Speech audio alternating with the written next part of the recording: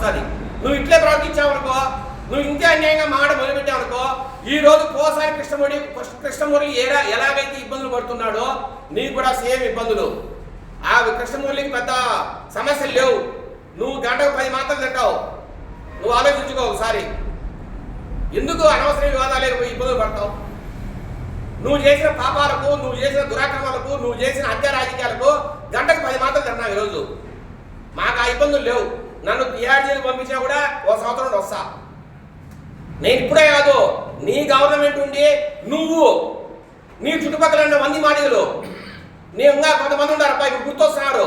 ఆయన రాయచోటి శ్రీకాంత్ రెడ్డి, ఇక్కడ కోడూరులో కొరమంట Srinivasulu, ఆడొకాయన don Bosco ఉన్నాడు కడపలో సురేష్ బాబు, మీరంతా కలిసి మీ ఎస్టేట్లో విందు రాజకీయాలు చేసుకొని ఆ పక్కన గొరవ స్వారీ చేసుకొని మీరంతా మాడుకు ఏమేమి చేరపో వాళ్ళంతా ఇంత ఇబ్బందుల్లో బట్టి కనీసం పలకరించడానికి రావట్లేదు ఎవరు.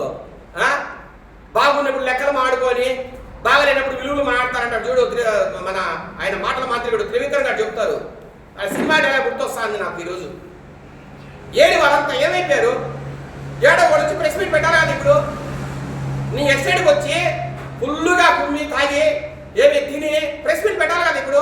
నీకు ఫేవరబుల్గా పెట్టాలి కదా. ఏది వాళ్ళంతా? నన్నే పిలవమంటావా?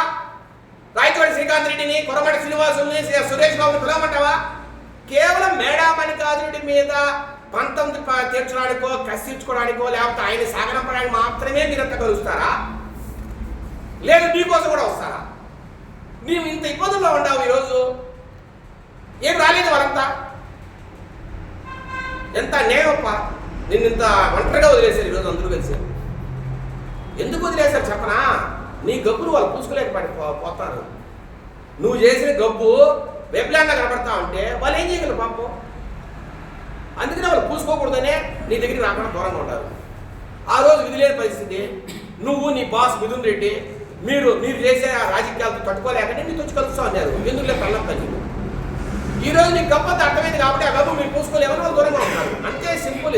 ఏం లేదు. కాబట్టి ఈ రోజుకైనా నువ్వు గుర్తెరిగి ప్రెస్ మీట్కి రా. మొత్తం ప్రజలు కూడా పిలుద్దాం. నువ్వు ఎక్కడ బుద్ధి పుడితే అక్కడికే నీ ఎస్టీకి రమ్మనే వస్తాం. మేమేం భయపడేవాళ్ళం కదా. పో. నువ్వేమన్నా 500 మంది కొట్టి పిలిపించి మా మీద దాడి కూడా చేయొచ్చు. నువ్వు దాడి చేసినా ప్రెస్ మీట్కి వస్తాం. మేము ప్రజల కోసం ఉన్నాం, ప్రజల కోసమే ఉంటాం. దయచేసి చెంచాలతో ఇట్లాంటి ప్రెస్ మీట్ పెట్టద్దు. ఏదైనా ఉంటాం ముఖాముఖి తెలుసుకుంటాం.